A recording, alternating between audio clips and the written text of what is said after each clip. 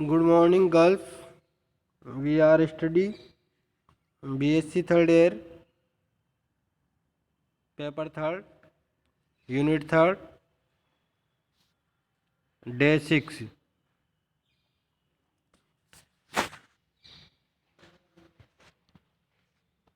छठे दिन के अध्ययन में हम पढ़ेंगे आज संभावी रेखा चित्र, फैट मैप। संभावी रेखा चित्र, अगर इसका शाब्दिक अर्थ जानो तो संभावी रेखा चित्र अपन उसको कह सकते हैं कि जो हमने पढ़े थे कल, गेस्टुलाबोन के दौरान 3 जनन स्तरों का निर्माण हो रहा था, एक्टोडर्म, एंडोडर्म, मेसोडर्म। इन तीनों जनन स्तरों से, इनकी कोशिकाओं से भ्रूण के अंदर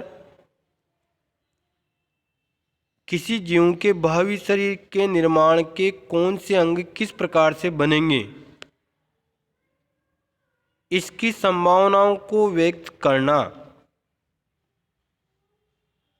संभावी रेखा चित्र कहलाता है।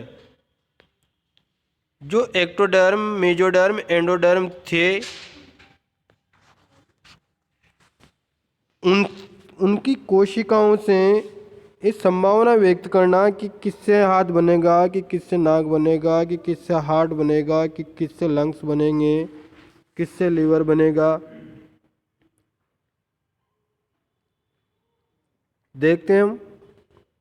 अंड या कोरक में विभिन्न भागों से आगे चलकर बनने वाले प्राथमिक जनन स्तरों तथा अंगों का पूर्व ज्ञान किया जा सकता है। अंगीय स्तर के सभी मेटाजोआ में शरीर के विभिन्न अंग भ्रूणीय कोशिकाओं के 3 प्राथमिक जनन स्तरों से उत्पन्न होते हैं, एक्टोडर्म, एंडोडर्म और मेसोडर्म। ये स्तर वैसे तो भ्रूण की कोरक यानी ब्लास्टुला प्रावस्था के बाद गेस्टुला प्रावस्था में बनते हैं। हमने पढ़े हैं ये कि एक्टोडर्म, एंडोडर्म, मेसोडर्म कहाँ बनते हैं? गेस्टुला प्रावस्था में। परंतु स्पेक्ट 1919, ओक्ट 1929, विंटम बर्जर 1938, निकोलस 1945 आदि एम्ब्रियोलॉजिस्ट थे। इन्होंने इंट्राविटल स्टेन, अंतर्जीवित रंगों तथा अन्य विधियों की सहायता से पता लगाया कि कोरक या अंड प्रावस्था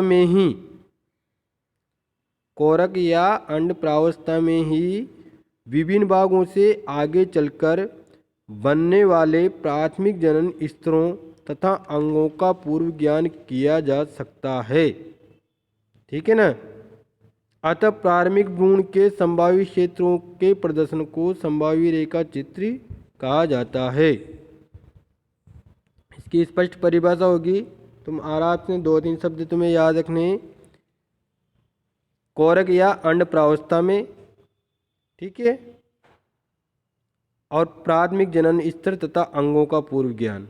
इससे परिभाषा बन जाएगी, कोरक या अंड प्रावस्था में ही विभिन्न भागों से आगे चलकर बनने वाले प्राथमिक जनन स्तर तथा अंगों के पूर्व ज्ञान से प्राथमिक भ्रूण के संभावी क्षेत्रों का प्रदर्शन संभावी रेखा चित्र कहलाता है। और ये वैज्ञानिकों के नाम याद रखना, स्पेक्ट, वोक्ट, विंटम, बर्जर, निकोलस। चारों वैज्ञानिक संभावी रेखा चित्रों से संबंधित है। कहीं भी कंपटीशन एग्जाम में आते तो चारों वैज्ञानिक किससे संबंधित है? संभावी रेखा चित्रों से।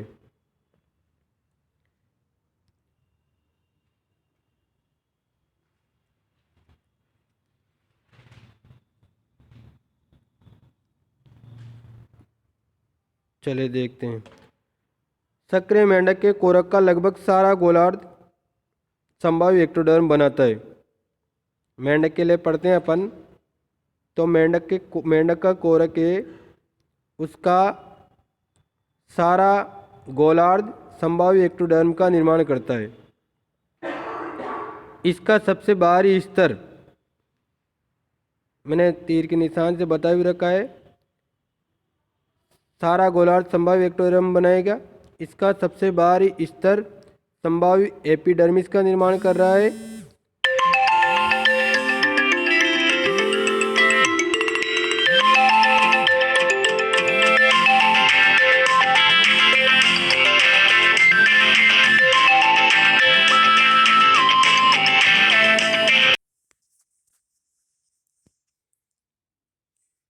हाँ, तो मैं बता रहा था तुम्हें कि मेंढक के कोरक का लगभग सारा गोलार्ध संभाव्य एक्टोडर्म बनाता है।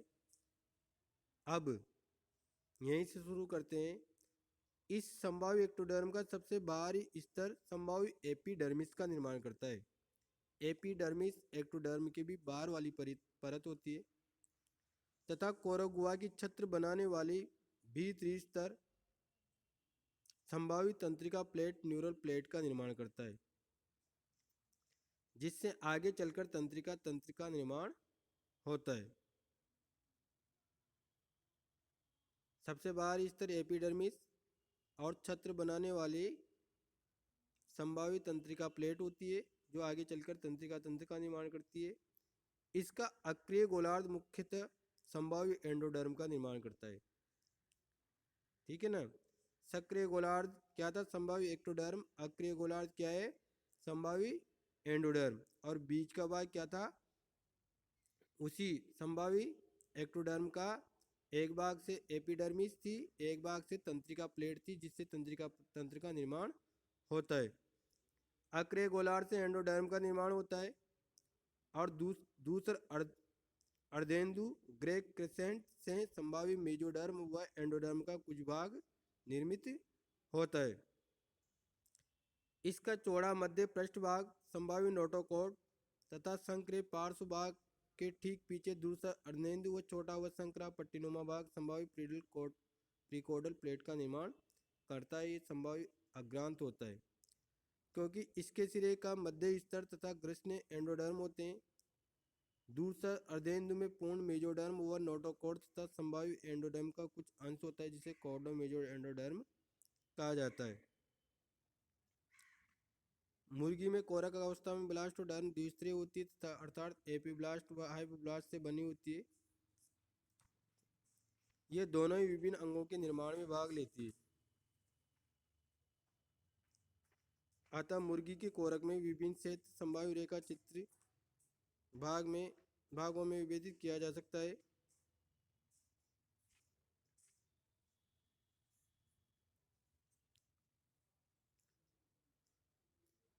मुर्गी के कोरक के विभिन्न क्षेत्र संभाव्य रेखा चित्र भागों में विभेदित किया गया है। इसका पारदर्शी क्षेत्र का अग्रभाग होता है वह एपीब्लास्ट से निम्न भागों का निर्माण होता है। संभाव्य एपिडर्मल एक्टोडर्म जो कि भविष्य में एपिथेलियम का निर्माण करता है। संभाव्य तंत्रिका प्लेट आगे की ओर मध्य से कुछ आगे स्थित होती है और ये तंत्रिका व अन्य संवेदी अंगों का निर्माण करती है।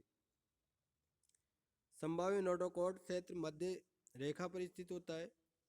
यह आगे चलकर नोटोकॉर्ड में बदल जाता है। संभाव्य सोमाइट क्षेत्र मध्य रेखा में नोटोकॉर्डल क्षेत्र के ठीक पीछे स्थित होता है और शरीर की पेशियों का निर्माण करता है। सोमाइट क्षेत्र पेशियों का निर्माण। अदर पार्ट्स मेजोडर्मल क्षेत्र पारदर्शी क्षेत्र के पश्चभाग में स्थित होते हैं तथा देह गुहा की मेजोडर्मल अस्तर को बनाते हैं। संभाव्य अतिरिक्त भ्रूण मेजोडर्म द्वारा अतिरिक्त भ्रूण झिल्लियों का निर्माण होता है। हाइपोब्लास्ट से संभाव्य एंडोडर्म तक कुछ भाग नोटोकॉर्ड का बनता है। एंडोडर्म से आंत्रभित्ति व पितक कोश के अस्तर का निर्माण होता है। जंतुओं में संभाव्य रेखा चित्र भ्रूण में निम्नलिखित विधियों से बनाया जा सकता है। ये इंपॉर्टेंट है। कृत्रिम विधियां है। पहले अंतर्जीवित रंग विधि द्वारा बाय इंट्राविटल स्टेन मेथड। इसका सबसे पहले प्रयोग किसने किया था? ओग्ट ने 1925 में इस विधि का उपयोग किया था। उसने मेंढक के भ्रूण का संभाव्य रेखा चित्र बनाया था। मछलियों, सरीसृप, पक्षियों आदि के भ्रूण का संभाव्य रेखा चित्र भी इस विधि के द्वारा बनाया जा सकता है। सेकंड है कार्बन कण अंकित विधि बाय कार्बन पार्टिकल मार्किंग। स्प्रेट ने, इसका किसने किया था? स्प्रेट ने, ध्यान रखना 1946 में दूसरी विधि की खोज की। इसमें भ्रूण की कोशिकाओं को अंकित कर दिया जाता है कार्बन के कणों के द्वारा। छोटे छोटे कार्बन के कण भ्रूण की सतह पर रखे जाते हैं और ये सतह से चिपक जाते हैं। इन्हें मार्कर के रूप में उपयोग करते हैं। अब जब जीव बड़ा होता है और मान लो कोई कार्बन का कण हाथ पे आया तो इससे पता लगाते हैं कि ये कण वहाँ पे रखा था और उस भाग से इस हाथ का निर्माण हुआ है। ठीक है। तीसरी विधि थी बाय रेडियो एक्टिव विघट नाभिक द्वारा। तो वर्तमान में भ्रूण के संभाव्य रेखा चित्र का ज्ञान प्राप्त करने के लिए रेडियो एक्टिव विधि का प्रयोग किया जाता है। सबसे अधिक ट्रिटेट थायमिडीन का प्रयोग किया जाता है। ट्रिटेट थायमिडीन। अब ये चार्ट है, सबसे बढ़िया यही है ना, इससे पूरा जनरल स्टडी हो जाती है। देखो स्पर्म और ओव्यूम, इसमें फर्टिलाइजेशन हुआ, जायगोट का निर्माण हुआ।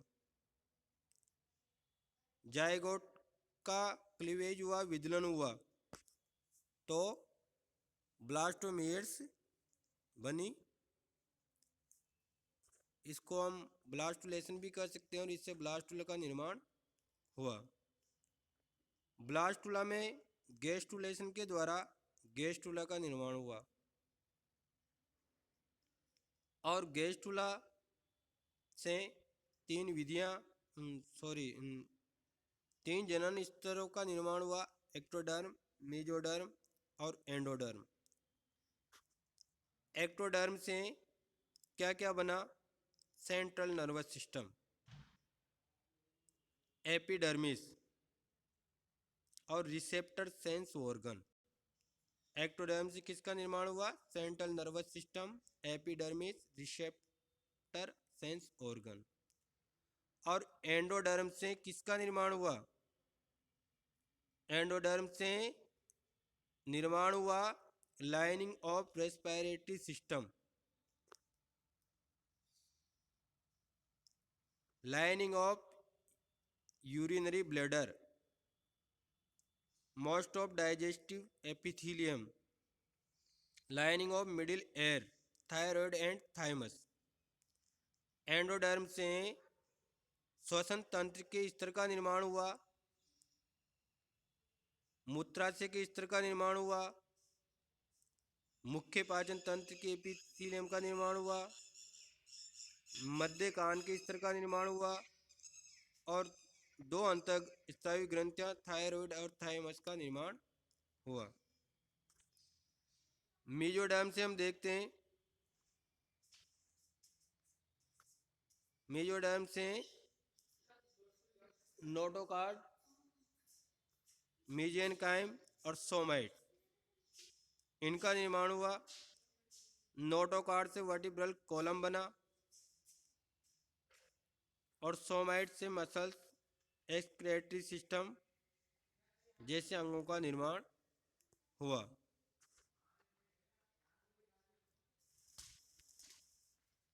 इस प्रकार इस आरेखित रेखा चित्र के द्वारा हम विभिन्न अंगों के निर्माण को समझ सकते हैं। ठीक।